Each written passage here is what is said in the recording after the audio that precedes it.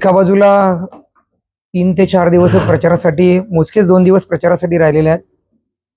ज्या दिवशीच निवडणूक जाहीर झाल्याने, महायुतीचे उमेदवार जाहीर झाल्यानंतर जनतेने जे अपेक्षित सरकार होतं ते त्यांच्या मनामध्ये ठरवून त्या पद्धतीने जनता अत्यंत चांगल्या पद्धतीने प्रतिसाद देत, जे अपेक्षित सरकार आहे त्याला साथ देण्याची भूमिका जनतेने ठरवली. त्याच पद्धतीने प्रतिसाद आम्हा सगळ्या महायुतीच्या उमेदवारांना मिळत आहे कोल्हापूर जिल्ह्यामध्ये. त्यामुळं मला खात्री आहे की जनता ही महायुतीच्या जे आमचे सर्व उमेदवार आहेत आणि आमच्याबरोबर उभी राहील. थोडंसं कार्यकर्त्यांमध्ये जोश उत्साह असतो, पण आम्ही प्रत्येक कार्यकर्त्याला आमच्या सांगितलेलं आहे की निवडणूक आहे, निवडणुकीचे कायद्याचं पालन करून ज्या गोष्टी आहेत त्या पाळाव्यात.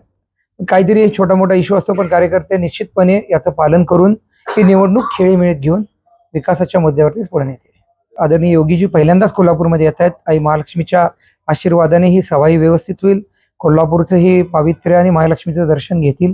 त्याच पद्धतीनं जनतेमध्ये उत्साह आहे लोकांमध्ये की योगीजींना ऐकण्यासंदर्भात आणि योगीजींचं मत ऐकून घेण्यासंदर्भात. जनतेने निवडणूक त्यांच्या हातात घेतली आहे. जनतेला अपेक्षित जे आहे ते सरकार त्यांनी ठरवलेलं आहे, पण याच्यामध्ये नक्कीच एक मोठा बूस्टर डोस या योगीजींच्या माध्यमातून लोकांना, आम्हा उमेदवारांना नक्कीच मिळेल. तो पक्ष आपापल्या पद्धतीने आपापले प्रतिनिधी जे देशाचे नेतृत्व करतात त्यांना आणण्याचा प्रयत्न करतो, त्यांचा विषय ते मांडण्याचा प्रयत्न करतात. पण यामध्ये आम्ही 10 महायुतीच्या उमेदवारांच्या वतीने आदरणीय योगी साहेब आज कोल्हापूरमध्ये येत आहेत.